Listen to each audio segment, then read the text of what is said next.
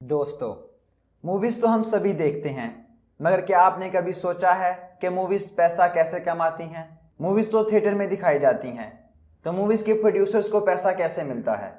तो आज की इस वीडियो में हम इसी इंटरेस्टिंग टॉपिक पे बात करेंगे।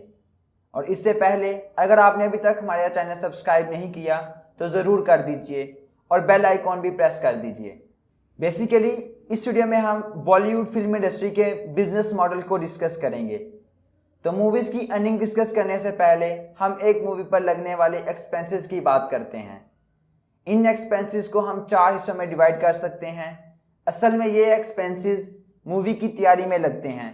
तो एक मूवी इन 4 स्टेजेस से गुजरकर बनती है: development, pre production, production, post production. Development stage में आता है स्क्रिप्ट राइटिंग, जो किसी भी मूवी का सबसे पहला फेज होता है।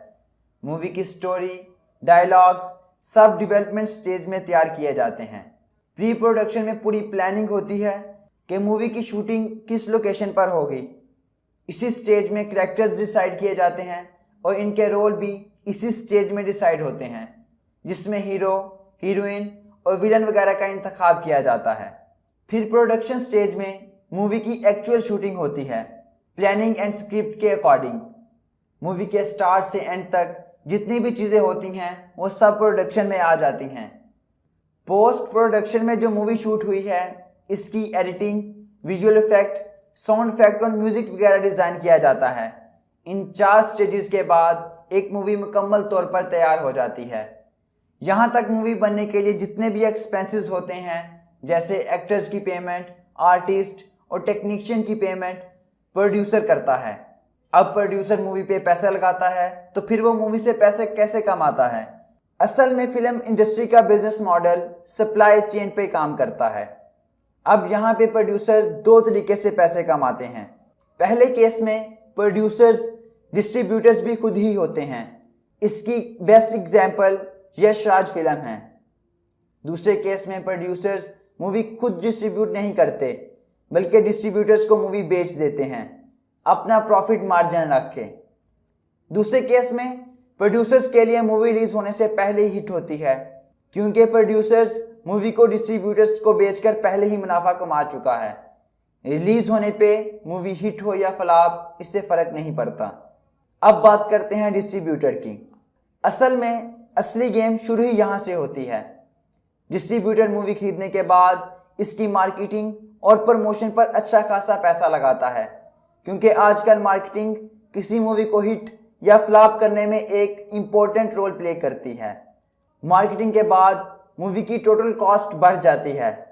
फर्ज करें कि दंगल मूवी डिस्ट्रीब्यूटर ने प्रोड्यूसर से 100 करोड़ की खरीदी, फिर इसकी प्रमोशन पर 10 करोड़ लगा दिए, तो मूवी की टोटल कॉस्ट 110 करोड़ हो जाएगी।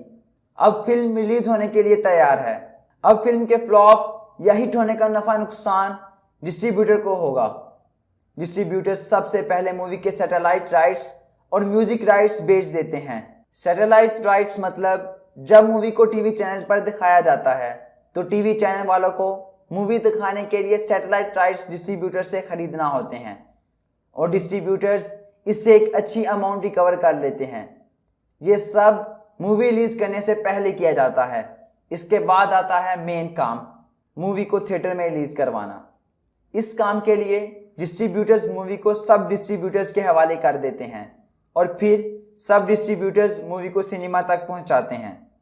अब जब फिल्म रिलीज होती है और फिल्म की टिकट्स बेच के जो पैसा कमाया जाता है, इसे ग्रॉस इनकम कहा जाता है। इस ग्रॉस इनकम पे सारे टैक्स पे करने के बाद जो इनकम बचती है, इसे नेट इनकम कहा जाता है। इसे थिएटर मालिकान और डिस्ट्रीब्यूटर्स एक खास रेशो में शेयर कर लेते हैं। सिंगल स्क्रीन सिनेमाज में ये रेशो होती है, यानी अगर मूवी 100 करोड़ कमाती है तो 75 करोड़ डिस्ट्रीब्यूटर को मिलेगा और 25 करोड़ सिनेमा मालिकान को मिलेगा। मल्टीप्लेक्स सिनेमाज में ये रेशो हर वीक चेंज होती है। Week 1, week 2, week 3, week 4। मिसाल के तौर पर अगर मूवी की टिकट्स ही नहीं बिक पाती तो थिएटर्स पैसा नहीं कमा पाते, जिसका मतलब है कि डिस्ट्रीब्यूटर्स पैसा नहीं कमा पाते और मूवी फ्लॉप हो जाती है। अब एक रियल एग्जाम्पल लेते हैं, जिससे आपको सारी बात मुकम्मल तौर पर समझ आ जाएगी। फर्ज करें कि दंगल मूवी 100 करोड़ में तैयार हुई और प्रोड्यूसर्स ने ये मूवी 150 करोड़ में डिस्ट्रीब्यूटर्स को बेचकर 50 करोड़ का मुनाफा कमा लिया। अब डिस्ट्रीब्यूटर्स मूवी की प्रमोशन पे 10 करोड़ लगा देता है तो टोटल कॉस्ट 160 करोड़ की हो जाएगी। फॉर एग्जाम्पल, डिस्ट्रीब्यूटर म्यूजिक और सैटेलाइट राइट्स बेचकर 50 करोड़ कमा लेता है। इसी तरह मूवी रिलीज होने के बाद टिकट से कमाई अगर 300 करोड़ हो जाती है, जिसमें अगर हम सिंगल स्क्रीन की रेशो लगाएं तो सिनेमा मालिकान को 75 करोड़ और डिस्ट्रीब्यूटर को 225 करोड़ मिलेंगे, इंक्लूडिंग जीएसटी टैक्स। इसी तरह डिस्ट्रीब्यूटर की टोटल कमाई 275 करोड़ हो जाएगी, जबकि मूवी की टोटल कॉस्ट 160 करोड़ थी। तो इसी तरह डिस्ट्रीब्यूटर को 115 करोड़ का मुनाफा होगा और मूवी हिट तस्वर होगी।